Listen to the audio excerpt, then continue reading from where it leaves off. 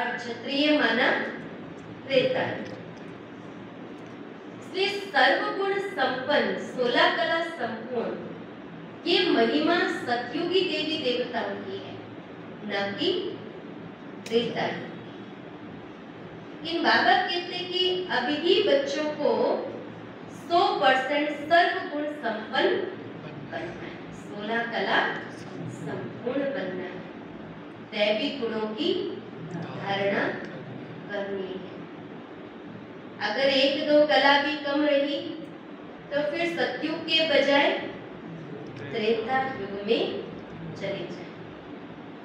बाबा कहते जब लक्ष्य ही रखा है देवता बनने का, क्षत्रिय बनने का लक्ष्य नहीं है, क्या बनने का लक्ष्य है?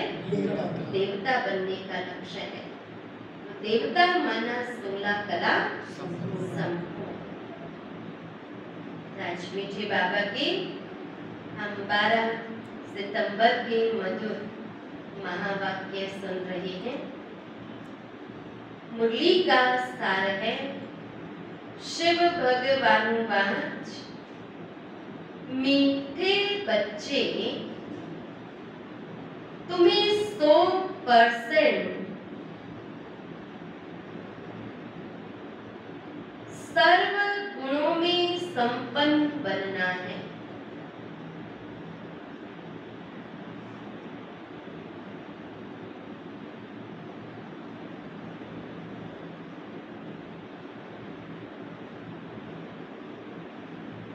दिल दर्पण में देखना है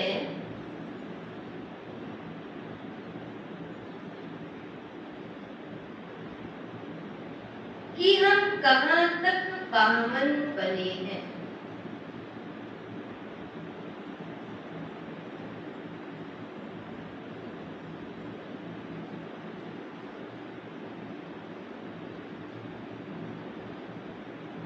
मीठे बच्चे तुम्हें 100% सर्व गुणों में संपन्न बनना है।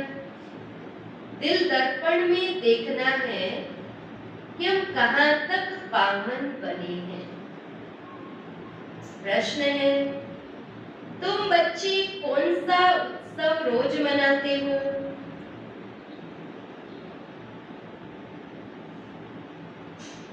और मनुष्य कौन सा उत्सव मनाते हैं?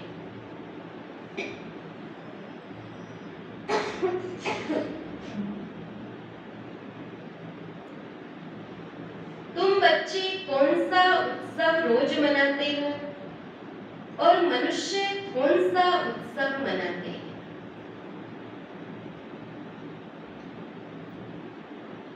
सर में बाबा ने कहा तुम दैवी धर्म की स्थापना का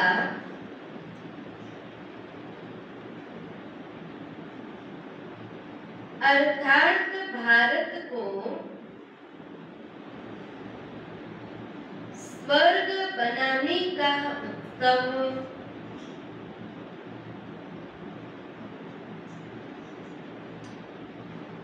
रोज मनाते हो।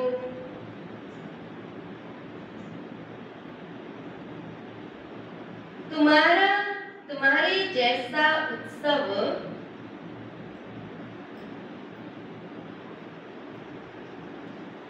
और कोई मना नहीं सकता।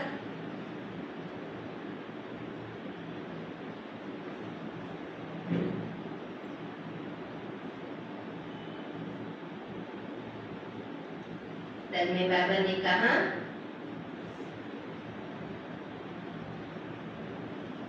तुम दैवी धर्म की स्थापना का अर्थात भारत को स्वर्ग बनाने का उत्सव रोज मनाते हो। रोज तुम्हें मनुष्य को देवता बनाने की सैपलिंग लगानी है। वे मनुष्य तो जंगल के कांटों की सैपलिंग लगाते हैं और नाम देते हैं वनोत्सव,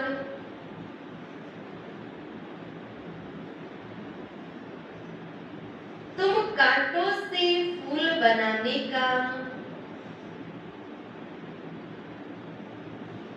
उत्सव रोज मनाते हो,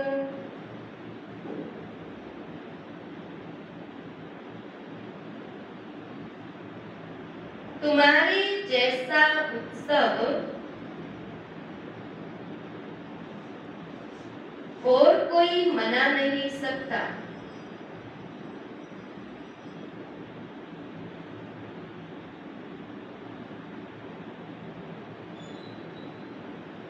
आज का गीत है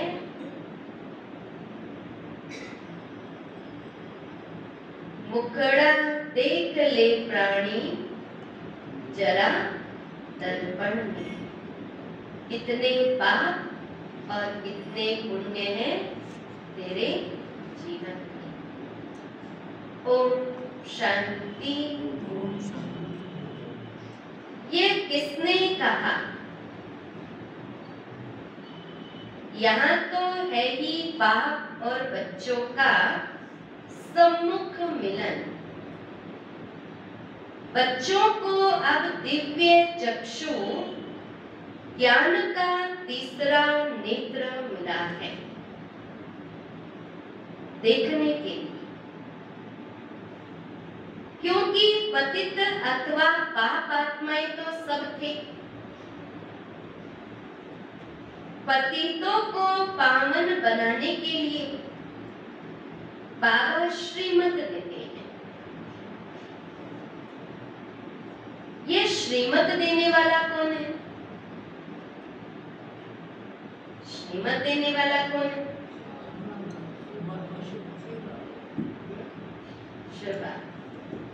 श्रीमत मिलती है सतगुरु, उनको भी समझना चाहिए। वही बोलते हैं आत्माओं को। आत्मा जानती है मैंने इस शरीर से अच्छे कर्म किए हैं या बुरे कर्म किए हैं। हर एक अपना समझ सकता है। हर एक आत्मा यह समझ सकती है कि मैंने इस शरीर के साथ अच्छे कर्म किए या बुरे कर्म किए। बाबा तुम बच्चों को समझ देते हैं, यह तो जरूर है। सब पतित थे। अभी तुम देखो हम कहां तक पावन बने हैं और दैवी गुण धारण किए।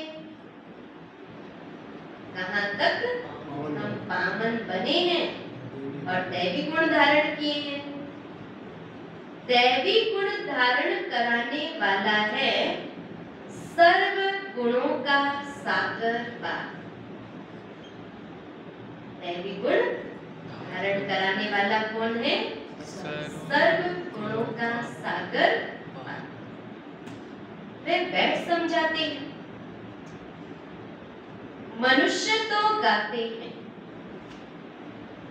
मुझ निर्गुण हारे में कोई गुण नहीं। खुद कहते हैं हमारे में कोई गुण नहीं है। अब तुम बच्चों को फिर 100% सर्वगुण संपन्न बनना है। कहते हैं अपने दिल दर्पण में देखो, जब सर्वगुण संपन्न बनेंगे तभी तुम श्री लक्ष्मी व श्री नारायण को वर सकेंगे। जब सर्वगुण संपन्न बनेंगे तभी श्री लक्ष्मी व नारायण को वर सकेंगे। पहले पहले तो बाप का परिचय देना चाहिए। ऐसा जो बेहद का बाप है,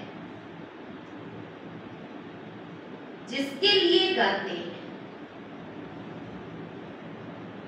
तुम मात पिता हम बालक, तेरे तेरी कृपा से सुख घनेरे। उस मात पिता की बड़ी महिमा है। कहते हैं शिवाय नमः। अब वह तो स्वर्ग का रचयिता है। जरूर हमको बाप से स्वर्ग का वर्षा लेने का हक है।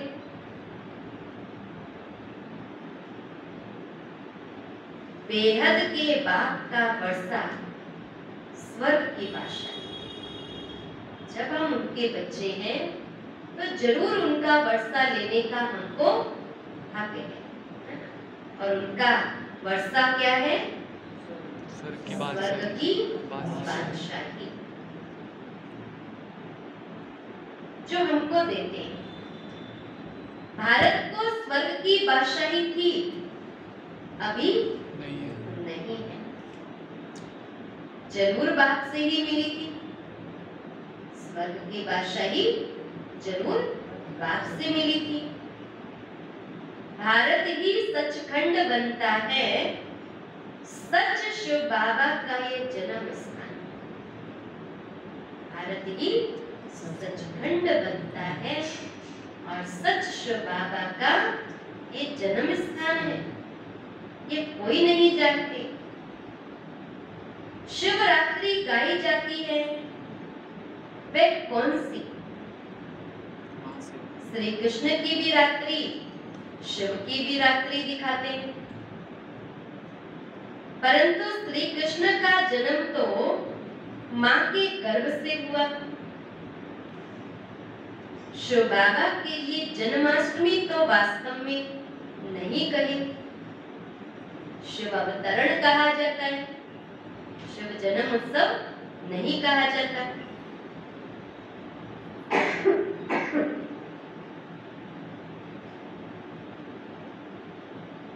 शिव बाबा आते ही तब है जब रात्रि क्यों कहा है? शिवरात्रि क्यों कहा? अगर किसी को समझाएंगे आप, आपसे कोई प्रश्न पूछे तो आप उत्तर क्या देंगे बच्चों में? सब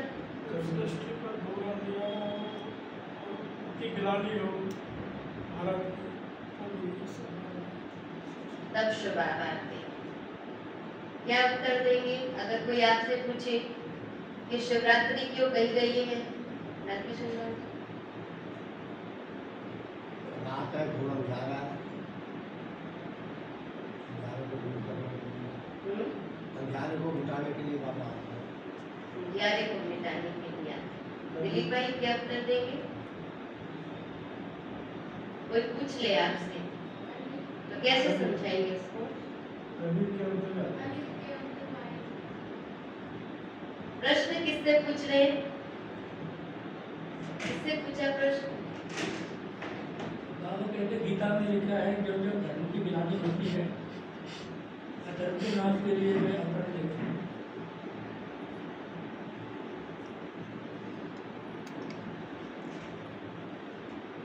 बाबा कहते हैं अगर कोई हमसे पूछे कि शिवरात्रि क्यों कही जाती है, रात्रि शब्द क्यों आता है, पहली बात तो ये अज्ञान अंधकार का सूचक है। दूसरी बात है कि कलयुग रूपी जो रात्रि होती है उसका अंतिम पहर होता है, बिल्कुल लास्ट कलयुग रूपी रात्रि का। फिर ब्रह्मा की रात्रि भी होती है, इसलिए शिवरात्रि कही जाती है।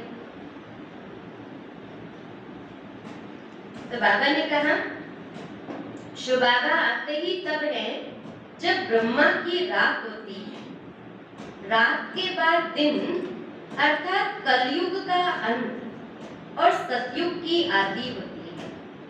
इसको कहा जाता है घोर अंधियारी रात।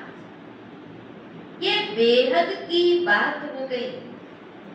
हद की रात तो होती ही है, परंतु कलयुग अंत को घोर अंधियारा कहा जाता है।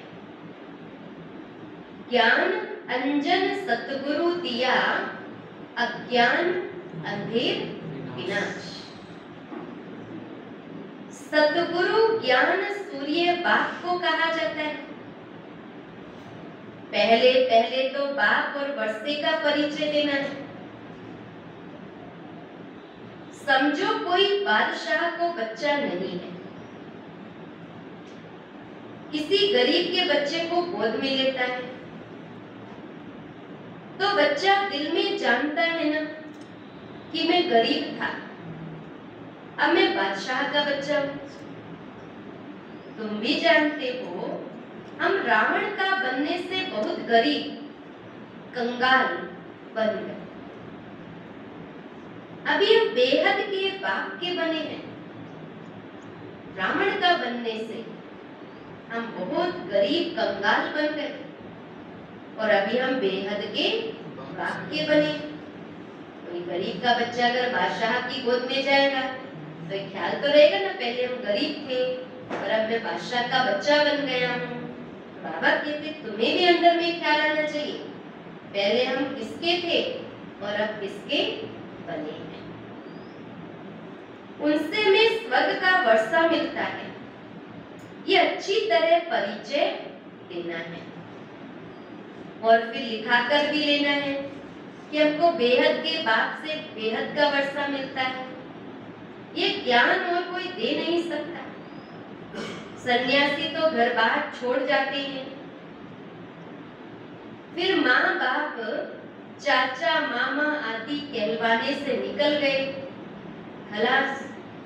यहाँ तो गृहस्थ धर्म की बात है। वे गृहस्थ धर्म का त्याग करते हैं। बाबा कहते हैं तुम बच्चों को बाबा समझाते हैं रहो बल गृहस्थ व्यवहार में, लेकिन देवी देवताओं समान सर्वगुण संपन्न संपूर्ण निर्विकारी बनने का पुरुषार्थ कर। तुम ही स्वर्ग के मालिक थे। स्मृति दिलाते बाबा कि बच्चे तुम ही स्वर्ग के मालिक थे। देवी देवताएं भी गृहस्थ धर्म में थे, लेकिन वे सर्वगुण संपन्न संपूर्ण निर्विकारी थे। पूज्य से तुम पुजारी बन अपनी पूजा भी करते हो। जब तुम पूज्य सो देवी देवता हो तो वहां तुमको पूजा करने की दरकार नहीं रहती। वैसे ही भारत देवी देवताओं का पूज्य कुल था। अभी पूज्य से पुजारी बने हो। अभी क्या बने हो? पूज्य से पुजारी बने हो। फिर तुम बच्चों को पुजारी से पूज्य देवी देवता बनना है। इसलिए गाया जाता है आपे ही पूज्य और आपे ही पुजारी। बाप पूज्य और पुजारी नहीं बनाते, हम अपने आप पूज्य से पुजारी बनते हैं। बाबा नहीं बनाते। आपे ही पूज्य आपे ही पुजारी हम बनते हैं। बाप तो बनता नहीं, बाप तो सदा पूज्य ही है। भक्ति मार्ग में ब्राह्मण लोग मंदिर में शिवलिंग रखते हैं, फिर बाप की बैठ पूजा करते हैं। हम उनके बच्चे हैं। हे परमपिता परमात्मा, ऐसे ही कहेंगे ना। वह तो है ही निराकार, आत्मा भी है निराकार। शिव के पास जाते हैं तो कहते हैं परमपिता परमात्मा निराकार शिव। यह आत्मा ने कहा इन आर्गन्स द्वारा। शिव के मंदिर में जाएंगे तो आत्मा हे परमपिता परमात्मा कहेगी, तो आत्मा ने कहा इन ऑर्गन्स के द्वारा। अभी तुम बच्चे यह भी जान गए हो कि जो अच्छे कर्तव्य कर कर जाते हैं तो उन्हों की महिमा की जाती है।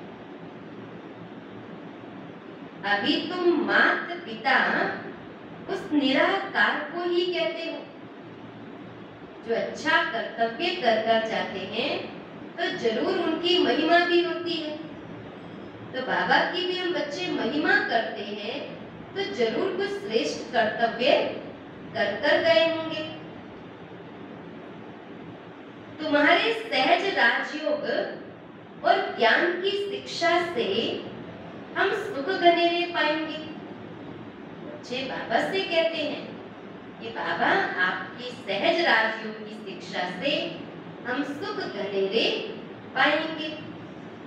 उनके लिए तुम पुरुषार्थ कर रहे हो, इतनी सहज बात है। तुम प्रजापिता ब्रह्मा के बच्चे बीके प्रैक्टिकल में सम्मुख बैठे। शिव बाबा और ब्रह्मा बाबा दोनों के सम्मुख बाबा कहते हैं, बाबा के सम्मुख बैठे बाप दादा के शिव बाबा और ब्रह्मा बाबा दोनों के सम्मुख हो। शिव बाबा को अपना शरीर तो है नहीं, तुम जानते हो। शिव बाबा इनके मुख द्वारा राजयोग सिखला रहे हैं। श्री कृष्ण तो छोटा बच्चा है, वह कैसे कहेगा कि देह सहित देह के सभी संबंधों को अपने को आत्मा समझो। श्री कृष्ण तो छोटा बच्चा है, वो भला कैसे कह सकता है देह सहित देह के सब धर्मों को भूलो और मामेकम याद कर, अपने को आत्मा समझो। ये तो बाप ही कह सकते हैं, तो ये बड़ी भूल हुई है ना। लक्ष्मी नारायण से लेकर यथा राजा रानी तथा प्रजा, उन सबको तो सुख मिला हुआ था। वही सब 84 जन्म ले तमो प्रधान बने। मूल लक्ष्मी नारायण हुए ना। यथा राजा रानी तथा प्रजा। अभी फिर तुम आकर शुद्ध से ब्राह्मण बने हो, यह तुम्हारा लीप जन्म है। अभी तुम शूद्र से ब्राह्मण बने हो, बाबा कहते तुम्हारा लीप जन्म है। लीप कहा जाता है धर्मों को। तुम जानते हो हमारा ये ईश्वरीय जन्म है। दिन प्रतिदिन बाबा नई नई पॉइंट्स समझाते रहते हैं। जहां तक जीना है अंत तक तुमको पढ़ना। ईश्वरीय जन्म है, ये लीप युग होता है, धर्माव युग जिसको कहते हैं। अधिमास जिसका यादगार अधिमास आज दिन तक भी मनाया जाता है। 3 वर्ष के बाद एक अधिमास आता है। ऐसे ही 4 युगों के बाद लीप युग अर्थात धर्माव युग, पुरुषोत्तम कल्याणकारी संगम युग आता है। बाबा कहते हैं इसमें तुम्हारा होता है ईश्वरीय जन्म। जब तक जीना है तब तक पढ़ना है। पॉइंट्स निकलती रहेगी, ऐड होती जाएगी। ज्ञान यज्ञ भी अंत तक चलता रहेगा। रुद्र यज्ञ रचते हैं, मिट्टी के शालिग्राम बनाकर उनकी बैठ पूजा करते हैं। आत्मा की पूजा होती है। तुम जीव आत्माओं ने ही भारत को सिरताज बनाया। क्या कहते हैं बाबा भारत को सरताज बनाया है, तो आत्माओं की भी पूजा करते हैं। परमपिता परमात्मा के साथ तुम भी सर्विस कर रहे हो, तो शिवलिंग के साथ शालिग्राम भी बनाते हैं। छोटे छोटे शालिग्राम बनाते हैं शिवलिंग के साथ। तो मुख्य पहले बाप का परिचय देना है। शिव बाबा ने जन्म लिया, परंतु माता के गर्भ से थोड़े ही जन्म लेते हैं। वह तो है ही निराकार। जैसे कोई शरीर छोड़ देता है, फिर उनकी आत्मा को बुलाते हैं श्राद्ध खिलाने के लिए, तो आत्मा को खिलाते हैं ना, शरीर को तो खिलाएंगे नहीं, क्योंकि शरीर तो नष्ट हो गया, खत्म हो गया है ना, शरीर तो जलकर समाप्त हो गया। आत्मा को ही तो बुलाकर खिलाएंगे। आत्मा ही स्वाद लेती है, कड़वा है, मीठा है, दुख सुख ये आत्मा को भासता है, शरीर को महसूस करने की क्षमता किसके अंदर है? आत्मा के भीतर है। शरीर कुछ भी महसूस नहीं करता।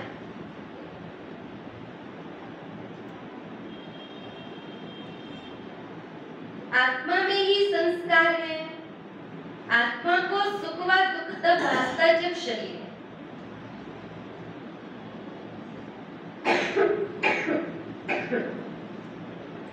आत्मा को सुख व दुख तब भासता है जब शरीर है। बाबा ने समझाया है सजा कैसे मिलती है। सूक्ष्म शरीर भी नहीं, स्थूल शरीर धारण कराए सजा देते, गर्भ जेल में सजा खाते। बाबा कहते केवल सूक्ष्म शरीर से सजा मिलती ऐसा नहीं, लेकिन स्थूल शरीर भी धारण कराए फिर सजा देते हैं। वो सजा कहाँ होती है? गर्भ जेल में सजा खाते हैं, त्राही त्राही करते हैं, बस मुझे बाहर निकालो। गर्भ महल का भी मिसाल दिया हुआ है, बाहर निकलना नहीं चाहते थे, ये दृष्टांत है। सतयुग में गर्भ भी महल बन जाता है, वहां कोई भी पाप होता नहीं। अभी तो जानते हो पतित कैसे हुए हैं, नाम ही है अजामिल जैसे पतित। बहुत पाप करते हैं, पामन माना निर्विकारी।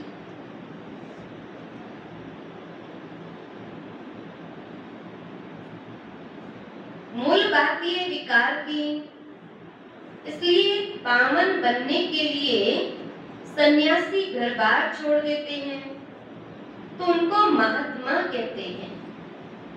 मनुष्य सब पतित हैं, इसलिए गाते रहते हैं पतित पावन सीता राम, रघुपति राघव राजा राम। अब राजा राम तो शिव बाबा को नहीं कहेंगे, राम परम पिता परमात्मा को कहा जाता है, राजा राम नहीं। पतित पावन शिव बाबा को, उनको राम कहा जाता है, बाकी राजा राम नहीं। बाबा कहते मैं तो राजा महाराजा बनता नहीं हूं, श्री लक्ष्मी महारानी श्री नारायण महाराजा तुम बनते हो, हम नहीं। बाबा कहते मैं तो निराकार पुनर्जन्म रहित हूं। क्या कहते हैं बाबा? पुनर्जन्म रहित हूँ। शरीरधारी जो है वे सब पुनर्जन्म लेते हैं, दुख सुख भोगते हैं। बाबा कहते हैं मैं कोई दुख सुख नहीं भोगता, आत्मा ही दुख सुख भोगती है, आत्मा ही महसूस करती है। आगे पॉइंट चल रही है ना कि आत्मा ही महसूस करती है। कोई भी दुख देता है तो क्या कहते हैं, मेरी आत्मा को मत दुखाओ। ऐसे थोड़ी ना कहेंगे कि मेरे शरीर को दुख मत दो, क्या कहेंगे मेरी आत्मा को दुख मत दो। आत्मा ही वासना करती है ना। बाबा कहते बाकी मैं कोई पुनर्जन्म में आता नहीं हूँ, मैं कोई सुख दुख भोगता नहीं। महाराजा महारानी भी बाबा कहते तुम ही बनते हो, राजा तुम ही बनते हो, मैं नहीं बनता हूँ।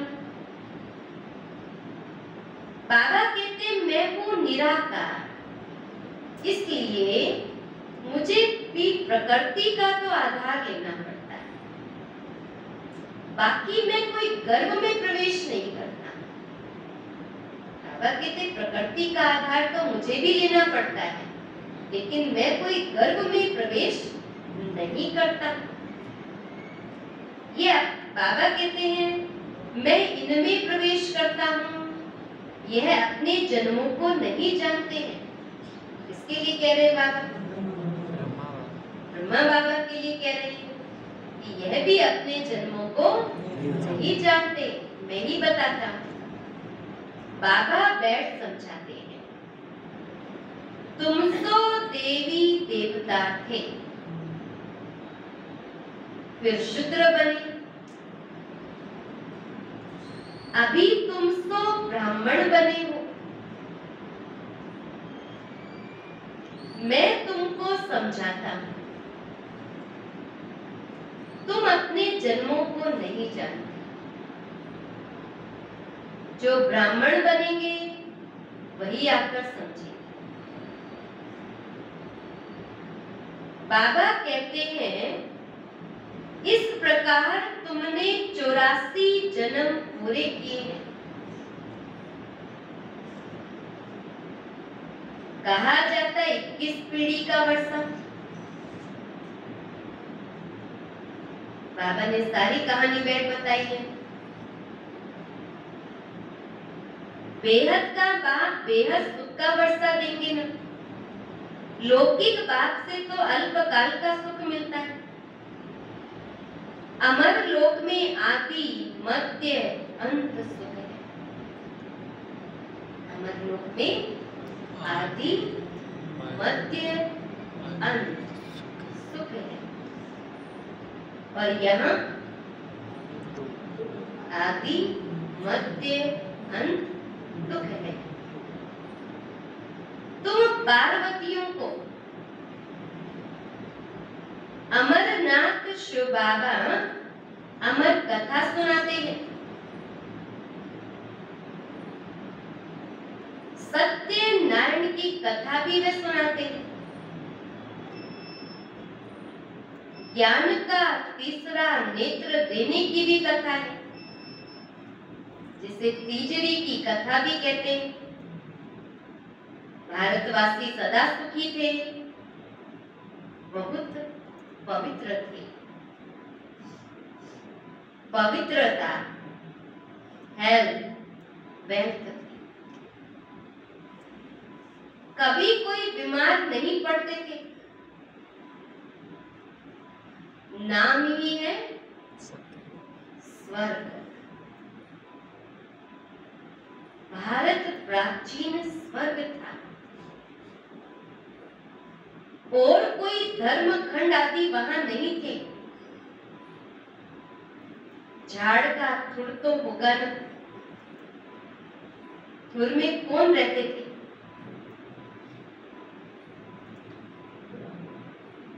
कौन रहते थे राजेंद्र भाई? थुर में कौन रहते थे? झाड़ का थुर तो होगा, थुर में कौन रहेंगे? कौन रहेंगे जगत? कौन रहेंगे? हाँ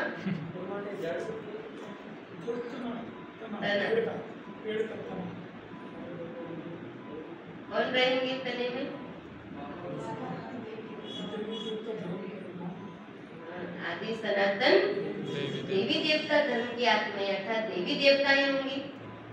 ब्राह्मण और शिव बाबा तो जड़ों में है, बीज शिव बाबा नीचे और साथ में जड़े जो पूरे वृक्ष को ज्ञान और योग का जल और भोजन देती हैं। तो बाबा कहते तुम तो जड़ों में हो, बाकी खुर में है आदि सनातन देवी देवता धर्म।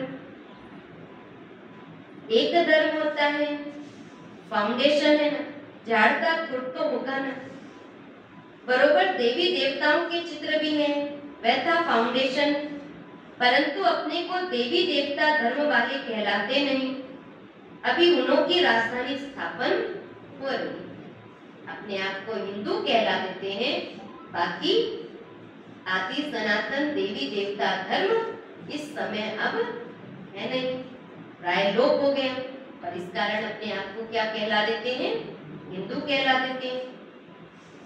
बाकी वास्तविकता में फाउंडेशन कौन सा धर्म था?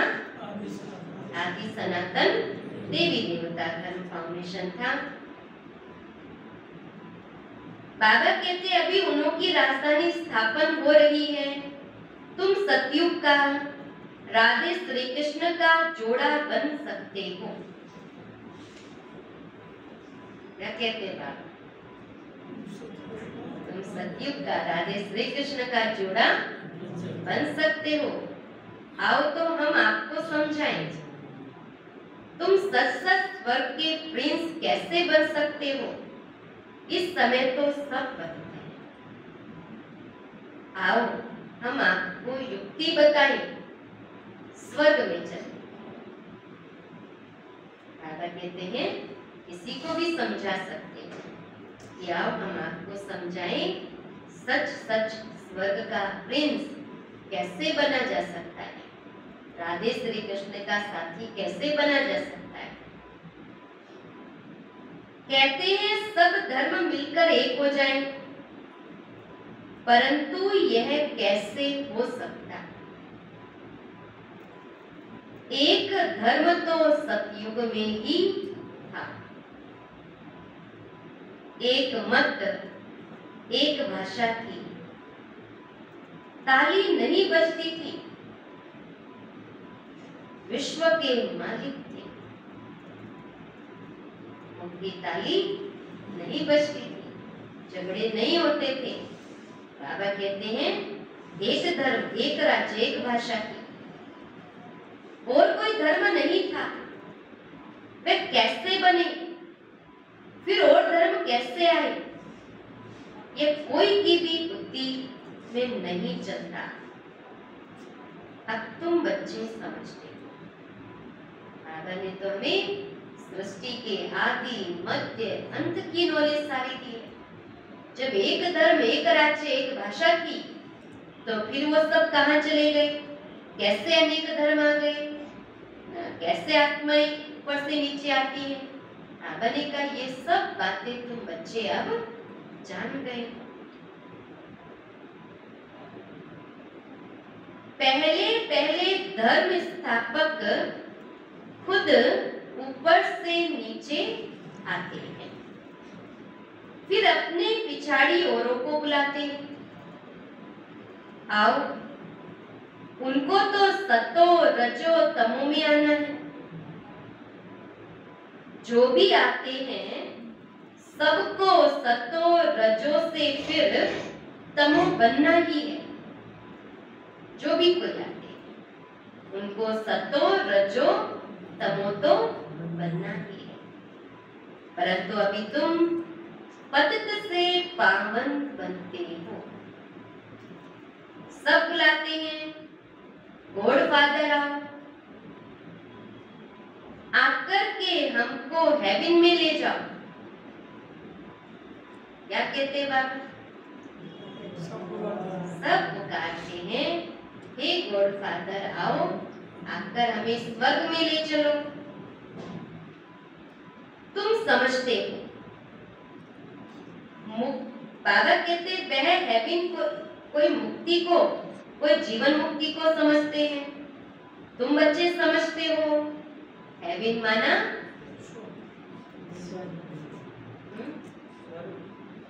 हेवन माना, हेवन माना पॉइंट क्या चल रही है, पॉइंट क्या चल रही है?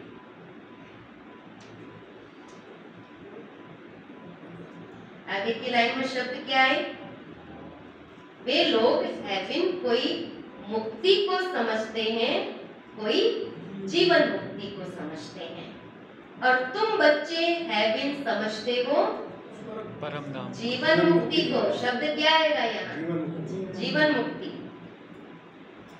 तुम्हारा सैपलिंग लग रहा है, वह फिर जंगल के कांटों का सैपलिंग लगा रहे हैं। रात दिन का फर्क है। उनका भी उत्सव मनाते, वनोत्सव, झाड़ उगाने के लिए उत्सव मनाते हैं। तुम दैवी धर्म स्थापना का अर्थात भारत को स्वर्ग बनाने का रोज उत्सव मनाते हैं। वो तो कांटों के जंगल को लगाने का उत्सव मनाते हैं, और हम बच्चे भारत को स्वर्ग बनाने का उत्सव रोज मनाते हैं। रोज मनुष्य से देवता बनने का पुरुषार्थ करते हो। कांटों से फूल बनना यह तुम्हारा रोज का उत्सव होता है। बागवान फिर जरूर इतना इनाम भी देंगे। जो अच्छे फूल बनाकर तैयार करेगा तो फिर बागवान फिर जरूर इनाम भी देंगे। बच्चों ने गीत भी सुना। कौन सा गीत? जरा दर्पण में, हे प्राणी अपने दिल दर्पण में देखो, तुम स्वर्ग के देवी देवता बनने अथवा लक्ष्मी को वरने लायक बने हो। कोई अवगुण तो नहीं है। भल तूफान तो खूब आएंगे, माया छोड़ती कोई को नहीं है। बड़े बड़े दीपकों को भी बुझा देती है। उल्टे सुलटे संकल्प तो खूब बार करेंगे, परंतु परंतु हिलेंगे नहीं।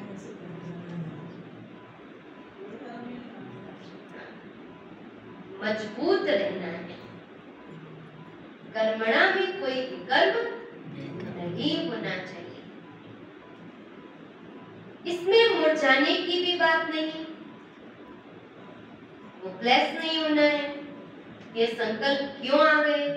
हम तो बाबा को इतना याद करते हैं, ऐसा मनसा में तूफान क्यों आया? पहली बात तो अपने पर कड़ी पहरेदारी रखनी है, कोई गेट खुला नहीं छूटे। हम अच्छे विचारों में विचार सागर मंथन करते रहे, लेकिन फिर भी वातावरण ऐसा है, संग ऐसा मिल जाता है, तो कोई विचार आ भी गया, विचारों का तूफान आया, लेकिन बाबा कहते इसमें मुरझाना नहीं, लेकिन अपने आप को और मजबूत बनाना है। बाप से बुद्धि योग नहीं तोड़ना। सबका खिवैया वह बाप है। विषय वैतरणी की बड़ी खाड़ी है। विषय वैतरणी की बड़ी खाड़ी है। अगर कोई ऐसे मझधार में चल रहा हो तो कि भैया के सिवाय और कोई याद आएगा? सब नाव में जो बैठे कौन को याद करते रहेंगे? ध्यान किस पर रहेगा? जो नाव चलाने वाला है उसकी ओर ही ध्यान रहेगा कि अब यही हमको पार लगाना है। तो बाबा कहते हैं ये विषय वैतरणी नदी की बड़ी खाड़ी है, और पार करने वाला कौन है? कि भैया बाप है। उसे तुम योग बल से पार करते हो। विषय सागर से पार होकर तुम क्षीर सागर में चले जाएंगे। विष्णु का राज्य क्षीर सागर में है, अर्थात घी की नदी बहती है, और यहाँ तो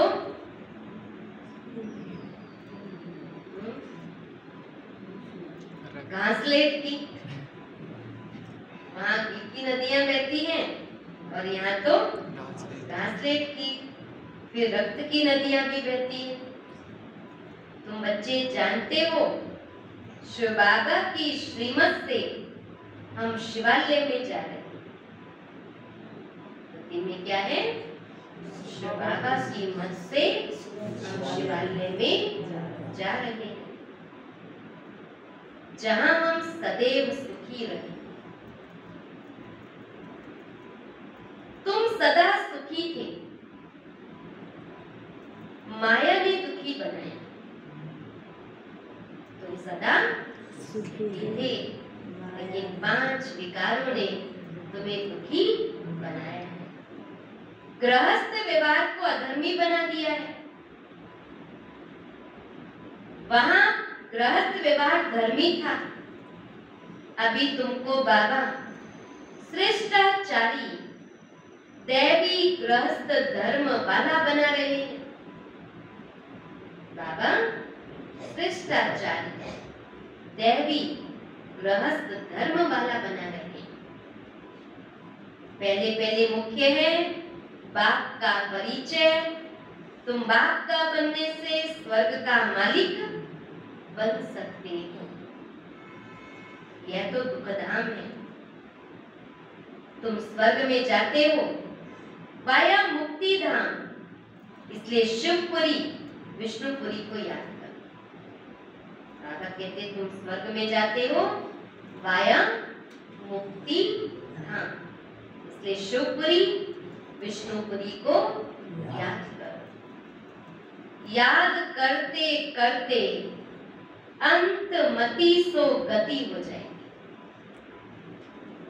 याद करते करते अंतमति सो गति हो जाएगी। ये याद रखो, हमारे 84 जन्म पूरे थे। क्या याद रखो? 84 जन्म पूरे थे। फिर हम कल आकर राज्य करेंगे। दिल दर्पण में अपनी शक्ल देखते रहो। कोई अवगुण तो हमारे में नहीं है।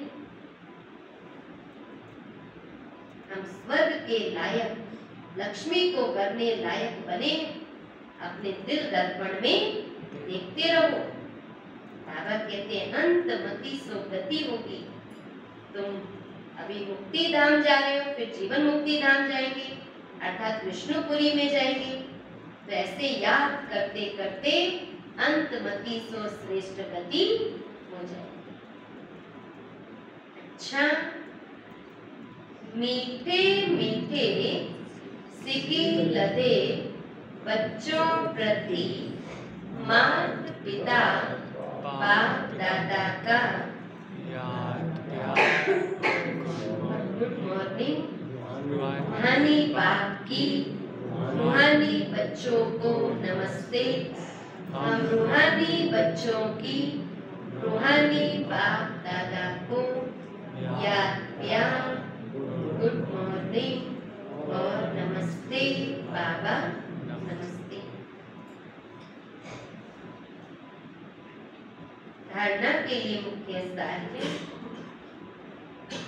योग बल से विषय वैतरणी की बड़ी खाड़ी को पार करना है।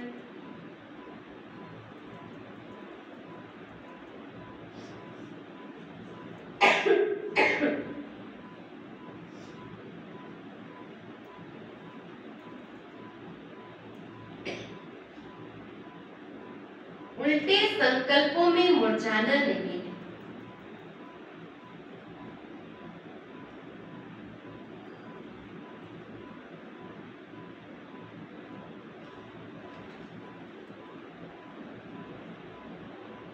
मजबूत रहना है।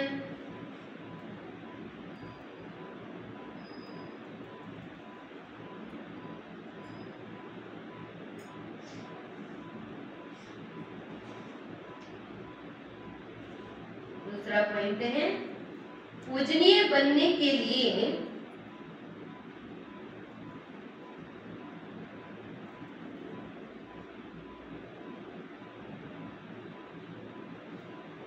बाप के साथ भारत को सिरताज बनाने की सेवा करनी है।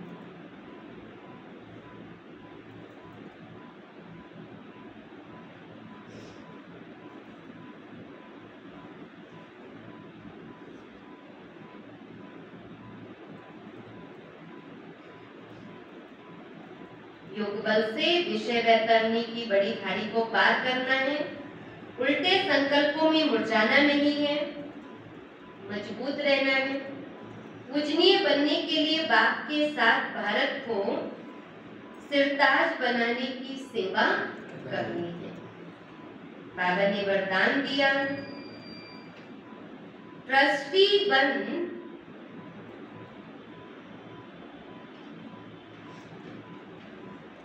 लौकिक जिम्मेवारियों को निभाते हुए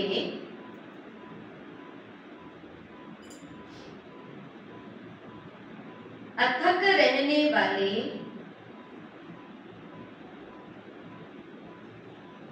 डबल लाइफ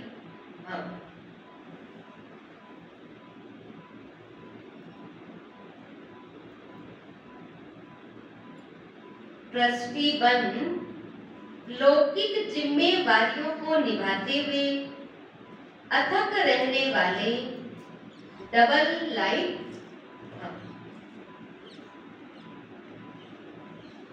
लौकिक जिम्मेवारियों को निभाते हुए सेवा की भी जिम्मेवारी निभाना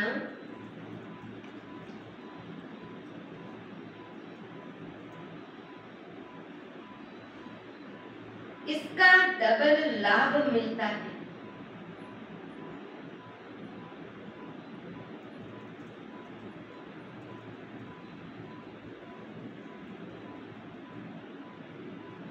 डबल जिम्मेवारी है।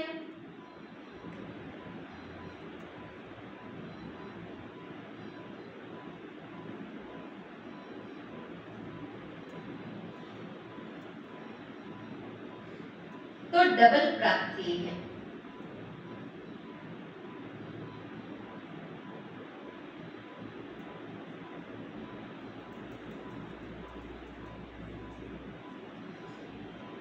लेकिन डबल जिम्मेवारी होते भी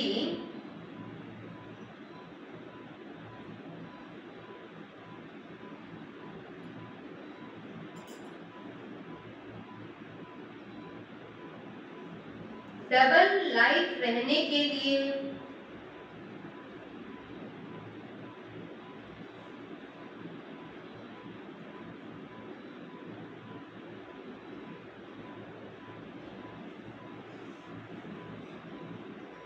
स्वयं को ट्रस्टी समझकर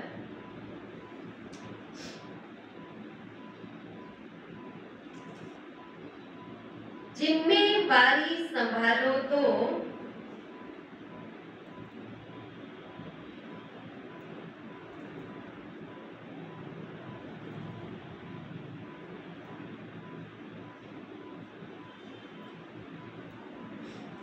थकावट का अनुभव नहीं होगा।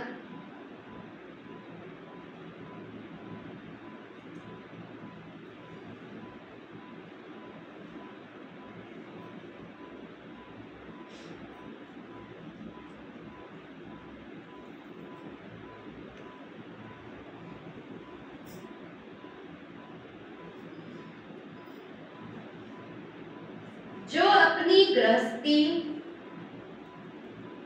अपनी प्रवृत्ति समझते हैं,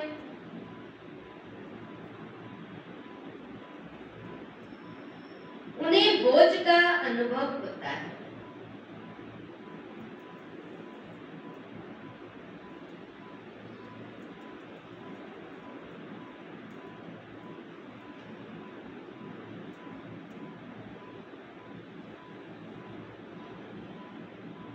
अपना है ही नहीं तो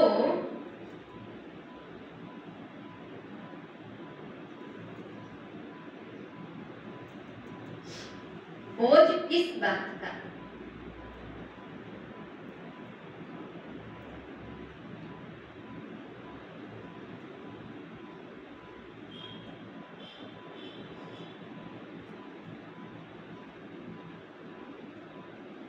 लौकिक जिम्मेवारी को निभाते हुए सेवा की भी जिम्मेवारी निभाना, इसका डबल लाभ मिलता है। डबल जिम्मेवारी है तो डबल लाभ है, डबल प्राप्ति। लेकिन डबल जिम्मेवारी होते भी डबल लाइट रहने के लिए स्वयं को ट्रस्टी समझकर जिम्मेवारी संभालो। क्या कहते बाबा? जिम्मेवारी संभालो तो थकावट का अनुभव नहीं हो। जो अपनी गृहस्थी अपनी प्रवृत्ति समझते हैं उन्हें बोझ का अनुभव होता है। अपना है ही नहीं तो बोझ किस बात का। अपना है ही नहीं तो फिर बोझ किस बात का। किस बात का। किसकी प्रवृत्ति है, किसकी प्रवृत्ति है? आशा दो क्या कहेंगे, किसकी प्रवृत्ति है? हाँ? गृहस्थी किसकी करेंगे, अपनी या बाप की? हाँ? जिम्मेवारी किसकी है? बाप की जिम्मेवारी है। तो जब हम पर जिम्मेवारी नहीं तो फिर बोझ किस बात का। थकावट होगी जब अपना समझते हैं, बोझ आता है तब थकावट। बाबा कहते सदा दोनों तरफ जिम्मेवारी निभाते हुए ज्ञान और योग की भी लाइफ हमारी अच्छी चले और गृहस्थ परिवार की भी हम जिम्मेवारी अच्छे से संभालें। दोनों कार्य होने चाहिए। ऐसे भी नहीं होना चाहिए कि गृहस्थी के पीछे हमारी आध्यात्मिक उन्नति रह जाए, ये भी नहीं होना चाहिए। वो भी हमारे लिए जरूरी है। दोनों चीजें जरूरी है ना, तो दोनों का बैलेंस जरूरी है। और जब हम दोनों चीजों की जिम्मेवारी संभाल कर चलते हैं तब बाबा से भी हमें डबल प्राप्तियां होती हैं। लेकिन सदा डबल लाइट रहना, करन करावनहार करा रहा है, मैं तो निमित्त मात्र। स्लोगन है सदा ज्ञान सूर्य के सम्मुख रहो तो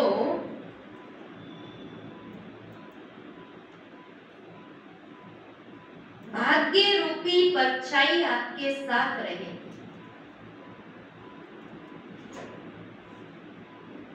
सदा ज्ञान सूर्य के सम्मुख रहो तो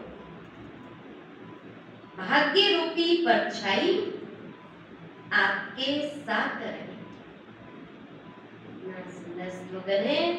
जब हम सदा बाबा के कनेक्शन में रहेंगे तो भाग्य हमसे दूर हो ही नहीं सकता। भाग्य रूपी परछाई सदा आपके साथ